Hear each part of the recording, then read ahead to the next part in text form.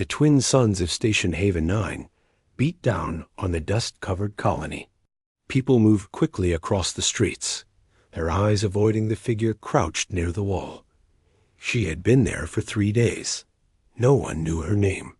No one asked. She was thin, too thin to look strong. Her arms were wrapped in cloth that had once been white. Her face was partly hidden by a torn hood.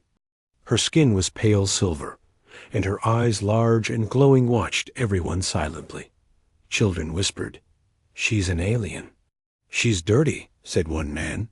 "She's cursed," spat another. No one helped her. The colony didn't like outsiders, especially not ones that looked like her. There were stories, old and bitter. Her kind once fought in the border wars. No one cared if she was a soldier or a child when the war happened. To them, she was a reminder of pain, and so they ignored her. Worse, some laughed when she flinched at thrown crumbs or water. Even the guard drones passed over her without pause, forgotten, like trash. Rick noticed her. He was a soldier stationed at Haven 9, a Terran colony outpost. He had sharp eyes, a tall frame, and always walked like someone ready for war. He had seen a lot, lost even more. Rick saw her from his patrol tower. Every hour, every day she was there. Never begged, never moved. Just watched the world pass by. That day, the heat was worse than normal. Dust swirled in the wind. Most people stayed indoors.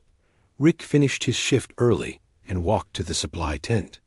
He picked up a ration pack, a sealed water bottle, and a blanket. He didn't say a word to the quartermaster. Then he crossed the street and walked straight to her. People stopped and stared. Some even murmured, "What's he doing? She's dangerous." "Stupid soldier." But Rick ignored them all. He knelt in front of her. She didn't move, but her glowing eyes locked onto his. Silent, untrusting. He opened the ration pack and placed it on the ground beside her. Then he gently set the bottle of water. Last, he unfolded the blanket and draped it near her side. "You need this," he said quietly. "It's cold at night." Still, she didn't speak. But her eyes watched his hands, carefully, like she didn't believe what was happening. Rick stood and turned away. Behind him, he heard the softest whisper, almost like the wind. "Why?" He paused, but didn't turn back. Not yet. That night, Rick returned to his bunk. The lights were dim. The barracks were mostly empty. He sat on his bed, removed his boots, and stared at the wall. He remembered the battles, the screams in space, the time he had been left to die after a crash before one of her kind had helped him. Against all orders. He had never spoken of it. The next morning, the girl was still there. The ration was gone. So was the water. The blanket was now wrapped around her shoulders. Her hood had fallen back slightly, revealing more of her face. She had markings on her skin, delicate lines, like silver tattoos, curving across her forehead. And cheeks. She was young, younger than Rick had expected. Maybe 17, if her species aged like humans. People still passed by, still ignored her. Some shook their heads. Some gave Rick sharp glances when he walked by. Rick didn't care. He stopped. Again. This time, he didn't kneel. "You're not safe here," he said. "This colony fears anything different." She looked up again. "And why are you not afraid of me?" She asked softly. Rick looked at her. Really looked out, and then he said, "Because I know what it feels like to be alone." She blinked. He didn't wait for a reply. He simply nodded and walked back toward his post. The girl slowly turned her face to the sky. Her glowing eyes closed. For the first time in weeks, she felt something she thought she had lost forever. Hope. Asterisk. The next 3 days passed slowly. The alien girl stayed in the same corner, but now with a thin blanket wrapped tight around her shoulders. She still didn't speak. Not to anyone, but people noticed the change. She didn't look broken anymore. Now she looked like someone waiting. A group of traders passed through the colony on the second day. One of them, a rough man with a scar on his chin, stared too long at her. He walked closer, holding a metal cup of hot broth. "You're the ghost everyone whispers about," he said, his voice low and mocking. She didn't answer. He crouched near her. "You even understand me, little freak?" Still silence. Then, without warning, the man threw the broth onto the ground in front of her, close enough to splash her knees. She didn't flinch. Not once. She only looked at him with those glowing, quiet eyes. The man stood and laughed, just like the rest of her kind, empty. He walked away, and a few others chuckled behind him. But from the upper walkway, Rick saw everything dot later that night as the wind howled across Haven 9's metal. Roofs. Rick sat beside her again. This time, he brought soup. And he stayed. The stars above them twinkled like dust. Ships flew quietly across the sky. Neither of them spoke for a while. Then Rick said, "He was wrong, you know." She looked up at him. "Who?" "The man who mocked you." She didn't reply, but her lips tightened. "You're not empty," Rick said. "You just don't waste your words?" She blinked. "Words are dangerous for people like me." Rick nodded. He understood more than she knew. "I'm Rick," he finally said. Her eyes stayed on his for a long time. Then, soft like falling snow, she answered, "Nara." The next morning, the commander summoned Rick to the control tower. "You've been seen feeding the alien multiple times," the older man said. "Yes, sir." "You're drawing attention. Some colonists are worried." "She might be a scout." "A spy." Rick stared back. "She's just a girl." "That's not your call. We don't know her origin, her species, or her loyalties. She's alone, hungry. She hasn't hurt anyone." The commander narrowed his eyes. "You've got one warning, Rick. Stay away. Or we'll send her off-world ourselves." Rick left the room angry, his fists clenched. That afternoon, the sky turned gray. Storms were rare on Haven 9, but this one came fast, sharp winds and dust rolling in like a wave. Most people rushed inside. Rick was finishing a roof inspection when he heard shouting below. 2 colony workers had cornered Nara. One held a stick. The other held a can of flammable fuel. "She's bad luck.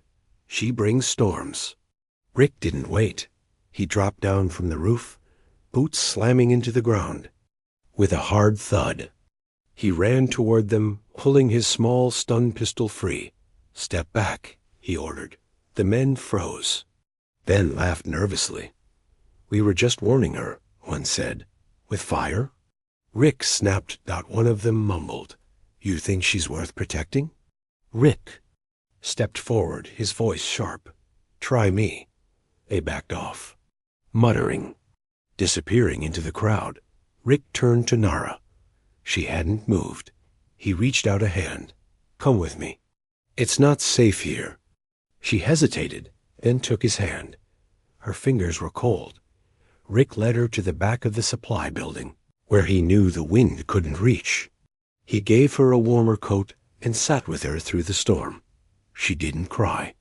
She didn't speak, but when Rick started to stand and leave, she grabbed his sleeve. Her voice barely made a sound. "Why?" He turned, confused. "What? Why? Do you keep helping me?" Rick stared into her eyes. Those strange, glowing eyes. But he didn't answer. Not yet. He only said, "Next time, I'll tell you." Nara said nothing, but her silence this time was full of meaning. Asterisk. The storm lasted all night. By morning, the colony was quiet again. The sky was clear, but the dust hadn't settled. People walked carefully, heads down, pretending nothing happened. Rick returned to the supply yard. Nara was still there, curled under the emergency coat he had given her. Her head rested against the wall. eyes closed. But she wasn't asleep, Dot. She opened them the moment he stepped closer. "You stayed," she whispered. "I said I would." She sat up slowly. "You didn't have to. I know." There was silence again, but this time it felt softer. Rick sat on an old crate nearby. He opened a water pouch and passed it to her. She drank slowly, then looked at him. "You said you'd tell me." He nodded. "I will. But first, I want to ask you something." She tensed slightly. "You don't have to answer," he added. "But who hurt you, Nara?" Her hands trembled around the water pouch. Her eyes dropped to the dirt. "I don't remember the name of the ship," she said quietly. "But I remember the sound it made when it left me behind." Rick waited. "I was with my mother and older brother. We fled during the collapse of my planet's last defense. Our people were hunted by our own." Rick's eyes narrowed. "Why?" "We refused to fight. We were born different. We were told to serve as tools, nothing more. My brother disagreed. So they called us broken." She looked up, her voice sharper now. "Do you know what they do to the broken?" Rick didn't answer. "They break them more," she said, barely above a whisper. A pause. Then she continued. "We escaped on a smuggler ship, paid everything we had. When it docked at the edge of Terran space, the crew panicked. They said I was a risk. They took my mother and forced my brother out the airlock." Her hands tightened. "They left me on a backwater station with nothing, just a name and fear in everyone's eyes." Rick felt his throat tighten. "I walked for days, hid in cargo bays, stole food to survive. Then I reached Haven 9. I thought maybe here someone would just look at me without hate." She looked at him now, right into his eyes. "And then you did." Rick was quiet for a long time. Finally, he said, "I knew someone like you, a long time ago." She tilted her head. "A medic. During the war, everyone thought she was my enemy, until she saved me from bleeding out inside a crashed shuttle. She never told me her name. She just whispered, 'Not all of us are monsters.' Then she vanished." Nara's lips parted. "She was from my people?" "I think so." Her eyes were like yours. "She gave me a second chance." Nara's voice cracked. "And now you're giving one back?" He nodded slowly. Suddenly, a loud voice called from the distance. "You there, soldier." It was a patrol captain. His boots crunched over the gravel. As he approached, "You were warned to stay away from that creature," a man said sharply. "She has a name," Rick said, standing up. The captain frowned. "You disobeyed direct orders. You know what that means?" "I do," Rick replied, "and I'll accept it." The captain looked past him at Nara, then muttered, "You're throwing away your position for her?" Before Rick could respond, Nara stepped forward. "She didn't ask for this," Rick said, holding his hand up, but Nara stood straight, even though her voice trembled. "He's not throwing anything away. He's giving me a reason to stand." The captain looked confused. Rick placed a hand on her shoulder. "She's not a danger," Rick said. "But if you push her, this colony will become one." The captain sneered and walked away. When he was gone, Nara looked at Rick. "You still haven't told me why." Rick gave her a tired smile. "I will. I promise." She sat again, this time closer to him. And for the first time since arriving on Haven 9, she whispered, "Thank you." Rick didn't reply. He just sat beside her as the wind began to rise again, watching the horizon, waiting for whatever came next. That night, the stars over Haven 9 felt colder. Rick couldn't sleep. He sat on the roof of the barracks, helmet beside him, staring up at the sky. The same stars shone across thousands of worlds. But somehow they looked lonelier tonight. Below, the colony was quiet. Lights flickered inside metal homes. Patrol drones buzzed slowly overhead. And in the alleyway near the supply yard, she still sat wrapped in that same coat, her silver skin glowing faintly under moonlight. Rick sighed. The memories were too loud tonight. He remembered the crash, the screams, the fire, the broken metal wrapped around his leg. He had crawled for hours across the wreckage, breathing smoke and pain. Then a shadow had found him. Not human, not friendly, but kind. She had looked like Nara. Same markings on her face. Same glowing eyes. Same trembling hands, unsure if touching. Him would bring death or peace. She patched his leg, gave him her own oxygen tube. She risked her life in enemy territory for him. And just before she vanished, she whispered one thing. Remember, not all of us are the war. He had never forgotten. The next morning, Rick brought Nara a proper meal. Hot bread, protein cubes, and sweet fruit tea. He even brought utensils this time. She smiled for the first time. It was small, but real. You don't have to keep doing this, she said, her voice soft. I want to. Nara looked down. Is it because I remind you of her? Rick paused, then sat beside her on the dusty ground. Yes, he said honestly. You do.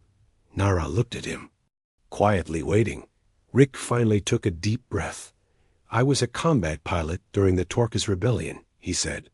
My ship was shot down during a support mission. I landed behind enemy lines alone. My leg was broken. I thought I'd die there. He paused, jaw tight. Then she came. Someone like me? He nodded. She didn't speak much. Didn't give her name. She was small, like you. Had eyes that glowed in the dark. Her people were supposed to be my enemies, but she saved me, bandaged my leg, gave me water, and then vanished. Why? Nara asked. I never knew, Rick admitted, but I remembered her face, the way she looked at me, like she chose to be kind, even though the world told her not to be. He looked at Nara now. And when I saw you sitting there, alone, scared, starving, I thought maybe I could be that person for someone else. Nara's eyes shimmered with tears she didn't let fall. She looked away and whispered, No one's ever said that to me. I mean it, Rick said. She turned back, her voice shaking. What if I told you I'm not just running from my people? What if I did something bad? Rick didn't flinch. Everyone's running from something. Nara stood slowly, hugging the coat closer around her. I didn't kill anyone, she said quickly. But I disobeyed orders. I freed prisoners. I burned down a lab they used for testing on children. They called me a traitor. She paused. Am I still worth helping? Rick stood too. You didn't run because you were weak. You ran because you had something stronger than they did. What's that? He smiled. A heart. That afternoon, news spread across Haven-9. A small pirate group had been spotted on sensors. Low-orbit scans showed at least 2 ships, possibly 3, fast, armed. Likely after fuel and supplies. The commander gave orders. Shields up. Defense units activated. Prepare for evacuation if necessary. Rick joined the front response team. But before heading out, he did something strange. He walked to the alley. Nara stood there, already watching him. He tossed her a small weapon. A stun blade. Old but sharp. You've got good instincts, he said. Use them if you need to. She caught it easily. I thought your commander didn't trust me. He doesn't, Rick said. But I do. He turned and walked toward the front. Gates, behind him. Nara whispered something the wind carried away. But Rick smiled, because sometimes silence is the loudest kind of trust. Asterisk. The alarm sirens screamed through Haven-9. Red lights flashed across rooftops. Doors locked. Shields powered up. The sky above turned dark as the pirate ships dropped from orbit fast and low. Like burning arrows falling from the clouds, Rick stood at the front barricade with his rifle in hand. Dust whipped around him. Behind him, colonists hid in bunkers, holding their breath. He could hear the panic in their voices. Many had never seen a real fight. The commander's voice came through. His earpiece: hold them back, buy time. Evac shuttles are prepped in Bay 6. Rick narrowed his eyes. Copy that. He didn't expect help. They were outnumbered, but he stood anyway.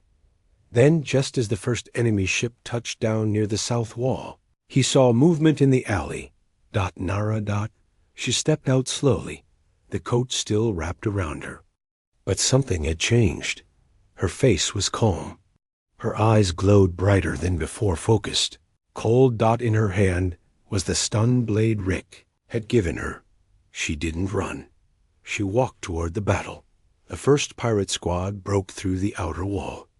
With a sonic blast, debris flew across the field. One colonist screamed. A guard was thrown against the fence. Rick ran toward the breach. Two pirates masked, armored, raised plasma rifles. Before Rick could aim, a shadow moved beside him. Nara.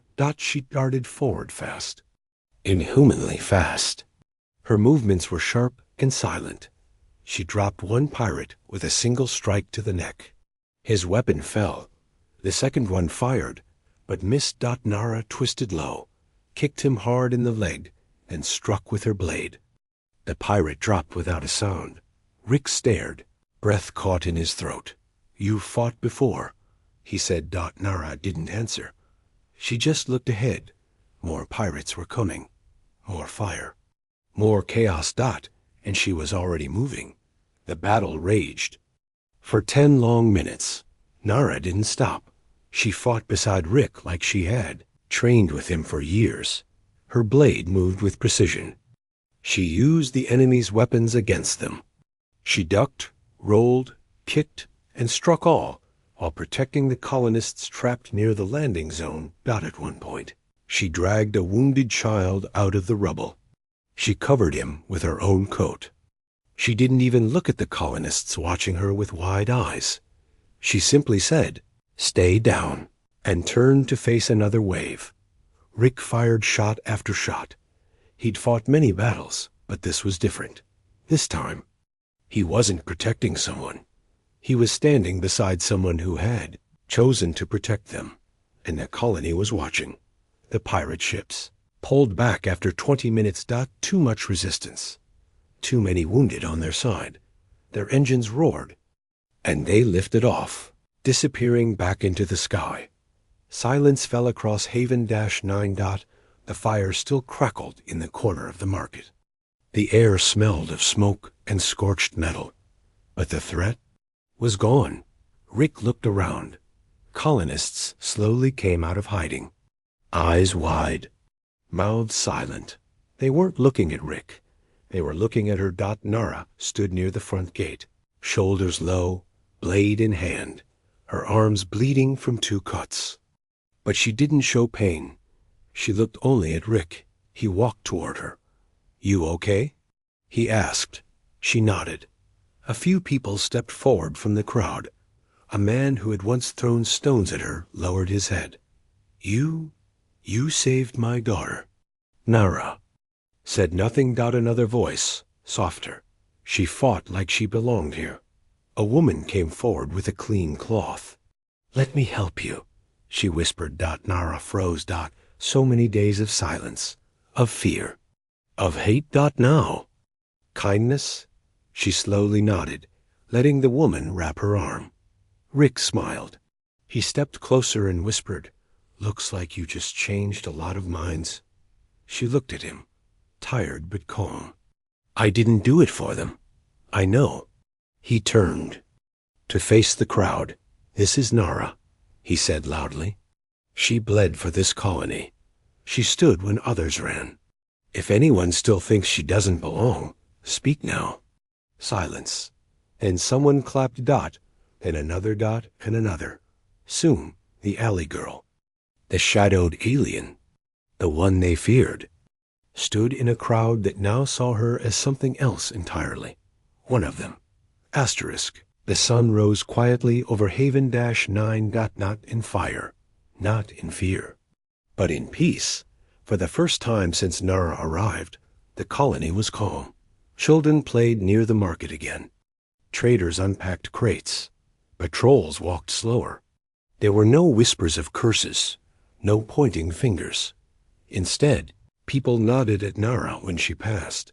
Some even smiled. She didn't understand it at first. How could one day change what felt like a lifetime of judgment? Rick walked beside her through the colony's central square. His arm was in a sling from the battle. Hers was bandaged, but she didn't flinch. "You okay?" he asked. "I don't know what okay feels like," she answered quietly. He smiled. "Well, this is close." Later that morning, the commander stood in front of the assembled colony. He held a data slate in one hand and wore a deep frown, like he didn't like what he was about to say. "Nara," he began, "step forward."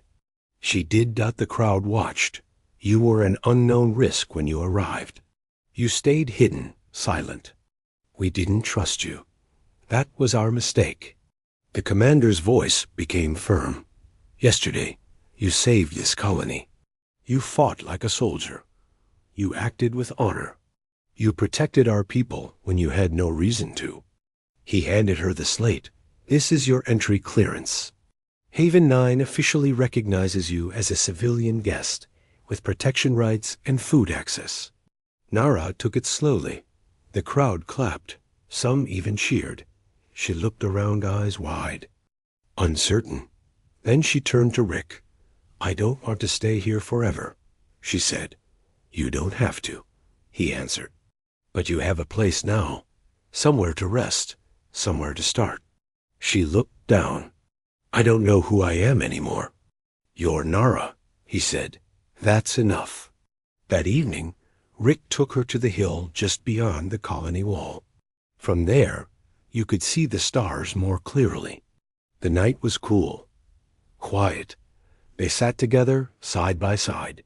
"You said you never answered me fully," she said. He nodded. "You wanted to know why I helped you." She looked at him. Rick pulled something from his jacket, a small rusted charm, a silver emblem shaped like a flame. "She gave me this," he said, "the one who saved me during the war. I never knew what it meant." He handed it to Nara. Her eyes widened. "I know this symbol," she whispered. "It's from a resistance clan, a group of my people who believed in peace." Rick smiled. "Then maybe she was like you." Nara closed her hand around the charm. "She didn't get to finish her story," Rick said. "But you will." A long pause followed. Then she asked softly, "What happens now?" He looked up at the sky, where stars stretched like rivers of light. "Don't know, but wherever we go next." He glanced at her. "You walk beside me." She smiled for real this time, not a half smile, not a forced one, a smile full of life. 1 week later, a new ship arrived at Haven-9. It was part of the Terran Explorer fleet, heading deeper into unknown sectors. They needed volunteers, scouts, translators, technicians. Nara signed up. Rick did too. The colony watched as the two boarded the ship together, one human, one alien, side by side. No longer strangers, no longer outcasts. As the ship lifted into the sky, a little girl back at the colony tugged her mother's sleeve. "Wasn't that the scary girl?" The mother shook her head. "No, that was the girl who saved us."